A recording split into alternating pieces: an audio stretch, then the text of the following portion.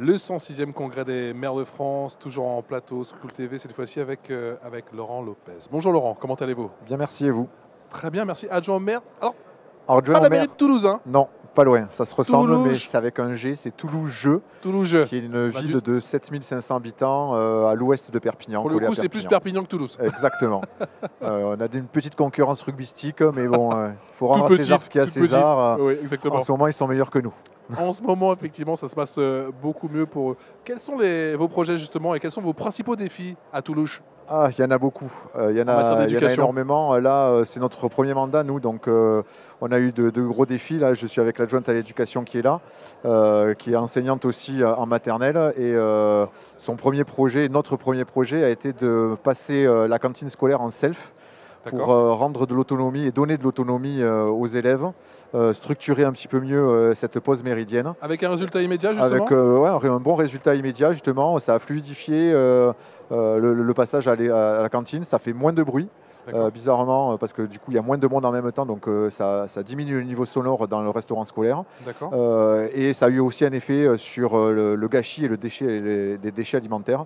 On a beaucoup moins. On arrive facilement à les sensibiliser justement pendant cette pause méridienne, en fait, avec la manière dont vous avez sensibiliser, et puis avec notre prestataire, il a été mis en place des choses, c'est-à-dire qu'avant, plutôt que d'être servi avec des quantités qu'ils ne voulaient pas, maintenant, voilà, quand ils passent pour prendre l'entrée, il y a petite faim, grande faim, ils choisissent, ils savent. Et puis on leur demande au fur et à mesure, vous savez, si vous avez beaucoup faim aujourd'hui, si vous aimez les carottes râpées, vous prenez la grande part. Si vous n'avez pas trop faim, vous prenez la petite part. Et ainsi de suite. Et donc du coup, ça a vraiment fait baisser le niveau de déchets alimentaires. Laurent, vous avez une double casquette. Je ne trahis pas de secret, mais vous êtes également prof enseignant de physique-chimie dans un lycée. C'était pas ma matière préférée. Ah, on me dit souvent ça. J'embrasse Madame Venin.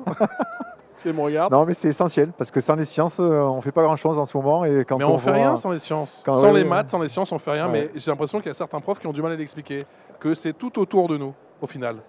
Physique-chimie, en tout cas. Oui, alors ça l'a été surtout, je pense qu'on a à peu près la même génération. Dans notre époque, voilà, c'était vraiment théorique. Là, ça fait quelques années, les programmes sont ancrés dans le quotidien. Je me souviens, l'ancien programme de seconde, il était divisé en 3 thématiques. La première qui était sur la santé, justement. Et donc, on étudiait la chimie avec le spectre de la santé, les médicaments. On expliquait aux enfants comment était le médicament, ce qui était un principe actif, ce que sont les excipients, et ce que tout le monde ne comprend pas, justement. Et on entend des bêtises sur les réseaux sociaux, n'en parlons pas.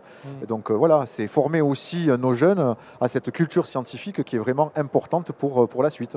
Sur les vaccins, sur le système solaire. Enfin, voilà, tout ça c'est important parce qu'on est maintenant dans une période où on a des retours en arrière scientifiques. Je parle du réchauffement climatique, des émissions de CO2. C'est ultra important de comprendre ce qu'est la science, d'analyser, même sans faire de calcul forcément, mais de comprendre comment on analyse un graphe, comment on analyse des données scientifiques. Comment on fait, Laurent Lopez, s'il vous plaît, pour qu'il y ait plus de petites filles qui restent dans les filières scientifiques aujourd'hui? Et ça, c'est très compliqué. Ça, c'est vraiment le peu sont limite aussi doués que les garçons, voire même plus. Tout à fait. Tout à fait. Pourtant, ils abandonnent. Alors, ce qui se passe, c'est que beaucoup, au lycée en tout cas, qui prennent le cursus scientifique, qui prennent des spécialités physique, chimie, mathématiques ou SVT, c'est souvent pour aller ensuite dans le paramédical et peu pour aller dans les études d'ingénieur ou les grandes écoles. On le voit dans des classes préparatoires. J'ai collé un petit peu en deuxième année de classe préparatoire et c'est vrai que la proportion de filles est très, très, très, très faible.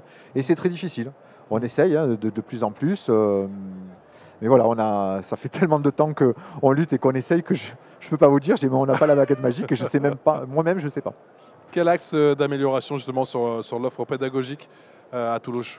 Sur l'offre pédagogique à Toulouse, alors on a aussi, c'était le deuxième... Je me force, oui, non, mais vous avez raison. Pour Toulouse. On repart sur la ville et c'est important. On est venu parler de ça, c'est le congrès des maires, c'est pas le congrès de l'éducation nationale.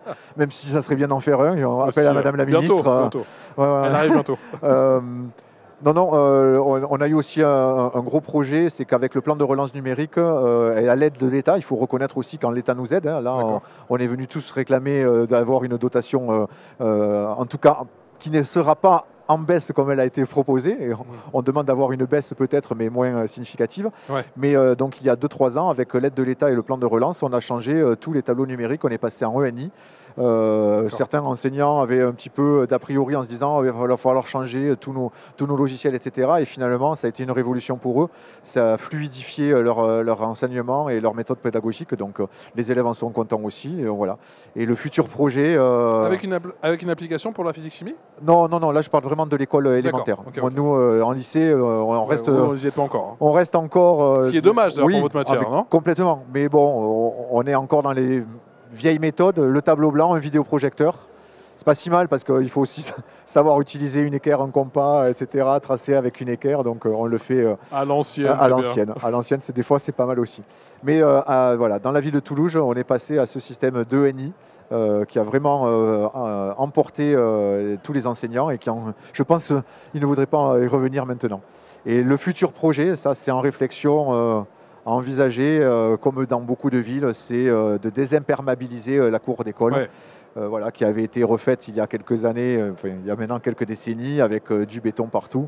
Et avec les chaleurs de notre département, la crise de l'eau de notre département, parce que les Pyrénées-Orientales sont dans un état de sécheresse. Ça monte jusqu'à combien les températures dans la cour d'école à Toulouse ? Je sais. Alors, heureusement, juillet, août, on n'y est pas, mais je pense que juin, on doit être sur des températures assez importantes de 30, 35, 40 degrés en plein soleil, avec la réverbération, etc. Mon Dieu.